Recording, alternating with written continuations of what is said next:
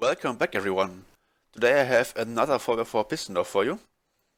And you might be asking yourself why I show you this one here. Because I just uploaded the so-called best 4x4. Well, the reason is that basically 2 days after I uploaded the video, I came up with this design right here. And this one is actually 0.1 seconds faster on the opening, which to my knowledge makes this the fastest 364 block 4x4 there is, which is pretty cool. So let's just look at it. So it closes and opens, so really fast, and apart from the speed, it has the same features as the other one, so it works in versions 1.11 and up, and it's also really nice animation because it's synchronized on all 4 sides like this. So yeah, let's show you how to make this. Okay, so this is what you will need, and then these 5 glass blocks here can be just normal blocks, they have to be movable though. Alright, so the building area will be 2 by 12 blocks and 11 blocks tall. Then 3 blocks below your door frame, which will be the center on the back layer, like this. Alright, now for the layout. Exactly the same as the other one, obviously. So pistons like this. On the sides we will have pistons like this. And now we just repeat the same thing on the other sides, like this, and now on this side as well, and that's the layout. Alright, so we will start off by placing some blocks here with dust, and your input can be on any of these blocks here. And now we will have a block here, sticky piston, a redstone block, then a sticky piston like this, which will be our instant repeater, and then the same thing on this side here. And yeah, so we will start by wiring up the bottom.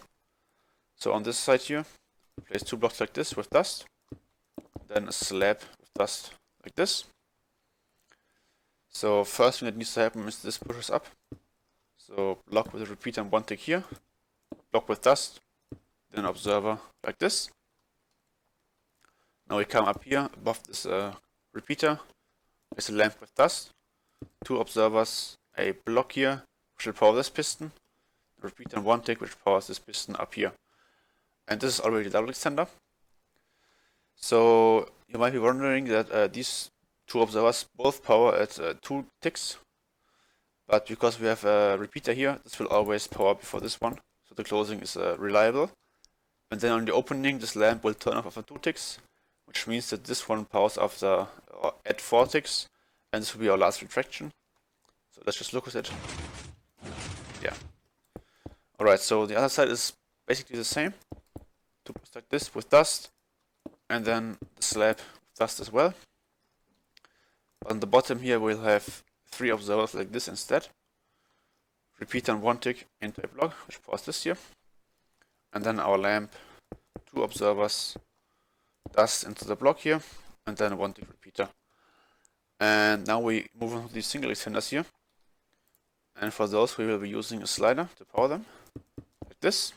And then observers which will detect the moving blocks. Alright, so this will already do the closing. But we need one more thing, which is a normal piston here, observer, and the block here.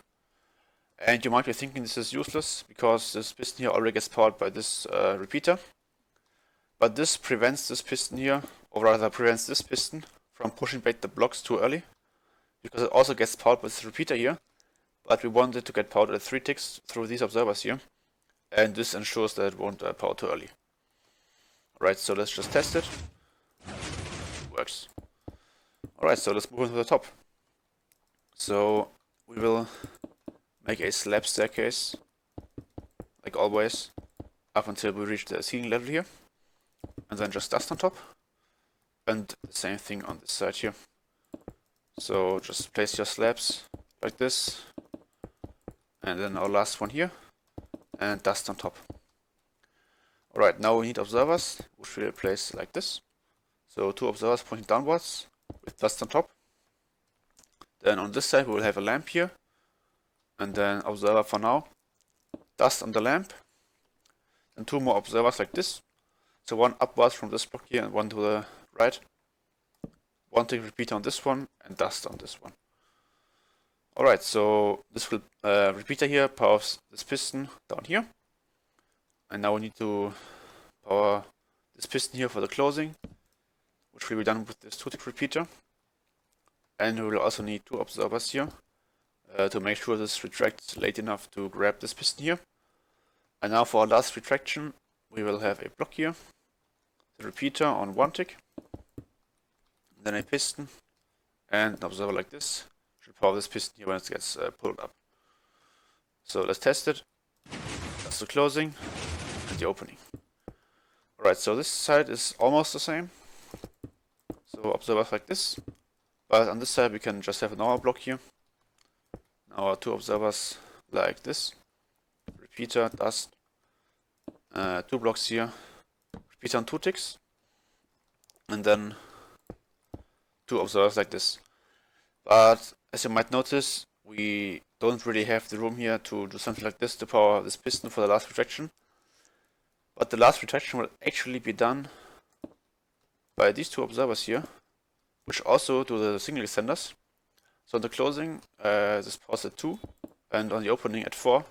And these are exactly the correct timings we need for all these 3 pistons basically. So if we test it, it closes and opens.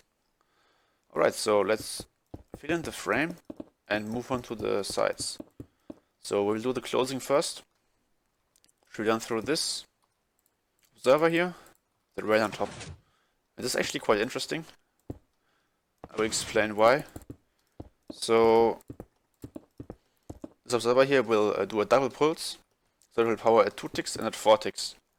And in the closing at 2 ticks it can't power, because these pistons here and these here will already be pushing, and they have higher priority, because here we just use repeaters, as well as here. And here we use a repeater and an observer, which means that this observer here will power before this one, because this gets powered by another observer here. So the closing, they can't do anything for the first pulse, and the second pulse will do the actual closing. And the opening, it's the other way around basically. So the first pulse will retract these pistons from here. Maybe just grab a lever to here. And the second pulse won't do anything, because these pistons will already be pulling these blocks. So this is how that works. And now all we need are sliders here to control these front pistons. Right, so on top of this redstone block here, you will have a piston, then any movable block, then a movable block that is solid, observer, and then a piston facing down like this, and the same on this side.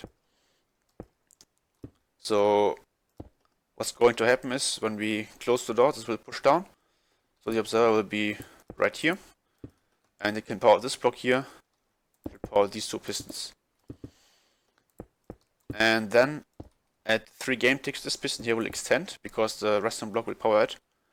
And this means that we cut the pulse early and turn it into a 1 game tick pulse. And this allows us to retract these pistons when they are here 2 game ticks earlier, which saves 0.1 seconds. Alright, now for our last retraction, we will use this here. And the same thing on this side. So let's just close it and open it to see if it works. Alright, so let me just explain how this works here.